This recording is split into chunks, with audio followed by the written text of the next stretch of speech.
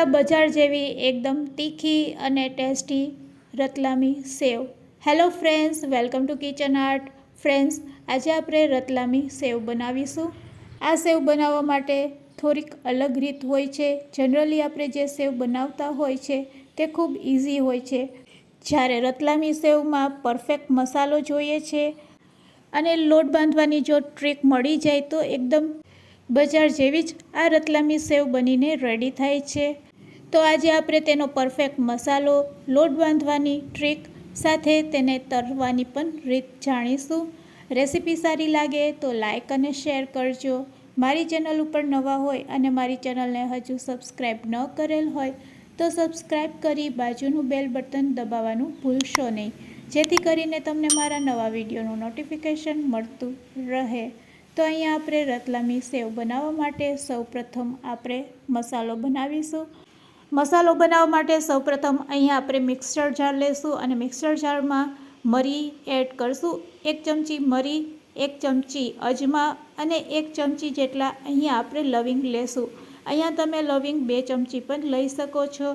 હવે બસ આપણે મરચાંના બી એડ કરશું. સૂકેલા મરચાંના બી અહીંયા આપણે એડ કરવાના છે અને એડ કર્યા પછી તેનો એક પાવડર બનાવવાનો છે. બસ હવે તેને આપણે સાઈડમાં રાખી દઈશું. હવે મિક્સિંગ બાઉલ લેશું અને મિક્સિંગ બાઉલમાં અહીંયા આપણે 250 ગ્રામ જેટલો ચણાનો લોટ લીધેલો છે, અથવા તો તમારે 1 વાટકી સેટ કરી લેવાની. તે જ વાટકીના માપથી અહીંયા આપણે આ રતલામી સેવ બનાવીશું. તો જ્યારે પણ રતલામી સેવ બનાવો ત્યારે સૌથી પહેલાં આપણે ચણાના લોટને ચારી લેશું, જેથી કરીને તેમાં રહેલા ગઠ્ઠાને આપણે દૂર કરી શકીએ. તો આ રીતે પહેલાં આપણે લોટને ચારી લેશું અને લોટ ચાળ્યા પછી આપણો લોટ એકદમ સરસ સ્મૂથ થઈ જાય છે અને પછી તેમાંથી આપણે સેવ બનાવશું તો સેવ પણ એકદમ સરસ બનશે. તો જ્યારે પણ તમે રતલામી સેવ બનાવો અથવા તો કોઈ પણ રેસીપી બનાવો ત્યારે હંમેશા ચણાના લોટને ચારીને જ તેનો ઉપયોગ કરવો. તો બસ તો અહીંયા મેં લોટને ચારી લીધો છે, તમે જોઈ શકો છો. બસ લોટને ચાર્યા પછી રેડી કરેલા મસાલાને પણ આપણે ચારી લેશું. ચારીને જ લોટમાં એડ કરશું અને મસાલો જાડો લાગે તો તેને ફરીથી આપણે ગ્રાઇન્ડ કરી લેશું અને ફરીથી તેને ચારીને તેમાં એડ કરશું. આ રીતે આપણે બધો મસાલો રેડી કરીશું. તો ફ્રેન્ડ્સ, અહીંયા રતલામી સેવમાં જે તીખાશ હોય છે તે આ મસાલાથી જ આવશે. બસ આ રીતે મસાલો રેડી કરીને તમે એડ કરશો એટલે તમારા ગાંઠિયા છે એ એકદમ સરસ તીખા બનશે. હવે ટેસ્ટી બનાવવા માટે સ્વાદ અનુસાર મીઠું નાખી દેશું, ચપટીક હિંગ એડ કરશું અને બસ હવે આપણે મોણ નાખીશું. તો ફ્રેન્ડ્સ, જનરલી આપણે સેવ કે ગાંઠિયા બનાવતા હોય તેમાં આપણે મોણ એડ નથી કરતા, પણ આ રતલામી સેવમાં આપણે મોણ એડ કરવાનું છે. તો પહેલાં આપણે મસાલાને અને મીઠાને આ રીતે સારી રીતે મિક્સ કરી લેશું. હવે તેલનું મોણ કેટલું નાખવું તે પણ હું તમને જણાવું છું. બસ આ રીતે ચમચીથી આપણે 4 ચમચી જેટલું તેલ એડ કરશું. આટલા લોટમાં 4 ચમચી જેટલું તેલ ઇનફ થઈ જાય છે અને હવે બસ હાથેથી આપણે મોણ દઈ દઈશું. તો ફ્રેન્ડ્સ, અહીંયા લોટમાં વધારે તેલ ન પડી જાય તેનું ખાસ ધ્યાન રાખવાનું અને મોણ દેતી વખતે આપણું મોણ પરફેક્ટ છે કે નહીં તેને ચેક કરવા માટે આ રીતે આપણે હાથમાં લોટ લેશું. અને હવે તમે જોઈ શકો છો કે લોટમાં તેલ લાગી ગયું છે અને બિલકુલ તેલ તેલ જેવું લાગતું નથી. બસ આ રીતે જ આપણે મોણ દેવાનું હોય છે. તો અહીંયા આપણું મોણ એકદમ પરફેક્ટ છે, તમે જોઈ શકો છો. હાથમાં લોટ લઈ અને મુઠ્ઠીમાં લોટ બંધાય તેવું મોણ અહીંયા આપણે આપવાનું નથી. તો ફ્રેન્ડ્સ, આ રીતે મોણ આપ્યા પછી હવે આપણે પાણીથી લોટને બાંધી લેશું. તો પહેલાં અહીંયા આપણે એકદમ કઠણ લોટ બાંધવાનો છે. તો ફ્રેન્ડ્સ, વધારે પાણી ન પડી જાય તેનું પણ ખાસ ધ્યાન રાખવાનું. હાથમાં થોડુંક પાણી લેવાનું અને તેનો છંટકાવ કરવાનો લોટ ઉપર અને બસ પછી લોટ બાંધવાનો. આ રીતે જો તમે લોટ બાંધશો તો ચણાનો લોટ ચીકણો હોય છે અને એક વખત નરમ લોટ બાંધ્યા પછી તે બરાબર બંધાશે નહીં. તો તમારે લોટને કઠણ જ બાંધવાનો છે, એ વાતનું ખાસ ધ્યાન રાખવાનું છે. એટલે પાણી નાખતી વખતે ખાસ ધ્યાન રાખવાનું. તો અહીંયા આપણે કઠણ લોટ બાંધી લીધો છે, તમે જોઈ શકો છો. બસ હવે આ લોટ સેજ આપણા હાથમાં ચોંટશે, કારણ કે ચણાનો લોટ હંમેશા હાથમાં વધારે ચોંટે છે. તો બસ હવે આપણે હાથમાં આ રીતે પાણી લેશું અને આ લોટને નરમ કરવા માટે આપણે આંગળીનો ઉપયોગ કરશું. તો ફ્રેન્ડ્સ, લોટને ઢીલો કરવા માટે અહીંયા આપણે આ રીતે જ હાથમાં થોડુંક થોડુંક પાણી લેતા જઈશું અને હાથની આંગળી વડે આ રીતે લોટને ફેટતા જાશું અને લોટ વધારે નરમ ન થાય તેનું ખાસ ધ્યાન રાખવાનું. તો બસ આ થિકનેસ જ આપણે રાખવાની છે.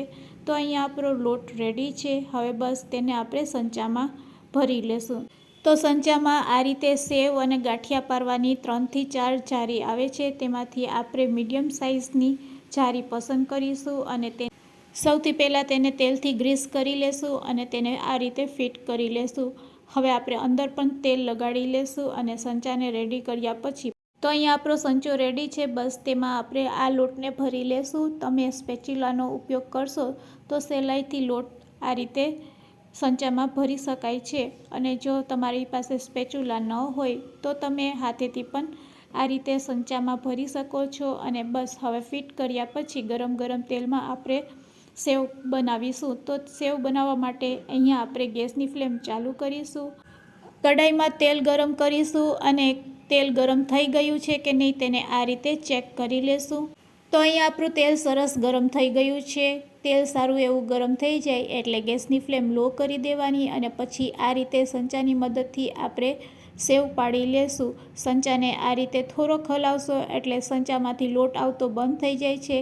અને ફ્રેન્ડ્સ, એક વાતનું ખાસ ધ્યાન રાખવાનું કે અહીંયા તમને બબલ્સ દેખાય છે. આ બબલ્સ થોડાક ઓછા થાય પછી જ આપણે ઝારાની મદદથી તેને પલટાવશું. અને હવે ગેસની ફ્લેમ આપણે મીડિયમ રાખી દેશું. તો આ સેવ તળવા માટે તેલ ના તો વધારે ગરમ હોવું જોઈએ ના તો વધારે ઠંડુ. જો વધારે તેલ ઠંડુ હશે તો ગાંઠિયામાં તેલ રહી જશે અને જો વધારે તેલ ગરમ હશે તો આપણી સેવ તો ઝડપથી પાકી જાય છે પણ અંદરથી તે કાચી રહી જાય છે. તો ફ્રેન્ડ્સ, ગેસની ફ્લેમ કેવી રાખવાની તે પણ ખાસ જાણવા જેવું છે. તો બસ અહીંયા આપણે મીડિયમ ટુ હાઈ ફ્લેમ ઉપર જ આ સેવને તળીશું. એક બાજુ સરસ તળાઈ જાય એટલે તેને ઝારાની મદદથી પલટાવી લેશું અને ઝારાથી પલટાવ્યા પછી તેને બંને બાજુ સરસ તળી લેશું. બંને બાજુ સરસ તળાઈ જાય એટલે આપણે તેને તેલમાંથી કાઢી લેશું. તો ફ્રેન્ડ્સ, સેવ આપણી સરસ તળાઈ ગઈ છે. તેને આપણે તેલમાંથી કાઢી લેશું. આ રીતે આપણે બધી સેવ તૈયાર કરી લેશું. તો ફ્રેન્ડ્સ, અહીંયા આપણી રતલામી સેવ રેડી છે સર્વ કરવા માટે.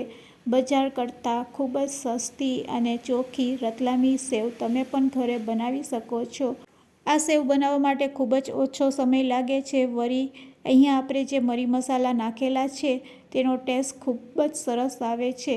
તો ફ્રેન્ડ્સ, બજાર જેવી રતલામી સેવ રેડી છે સર્વ કરવા માટે. કેટલી ક્રિસ્પી બની છે તેનો ખ્યાલ તમને તેના અવાજથી જ આવી જશે. તો ફ્રેન્ડ્સ, તહેવાર નજીક આવી રહ્યા છે તો તમે પણ આ તહેવારમાં આ રીતે રતલામી સેવ જરૂરથી ટ્રાય કરજો. અને ફ્રેન્ડ્સ, આજની રેસીપી તમને કેવી લાગી તે મને કમેન્ટ્સમાં જરૂરથી કહેજો. અને યુઝફુલ લાગી હોય તો તમારા ફ્રેન્ડ્સ, મિત્ર અને ગ્રુપમાં શેર કરવાનું ભૂલશો નહીં. Thanks for watching. ફરી મળીશું એક નવી રેસીપી સાથે.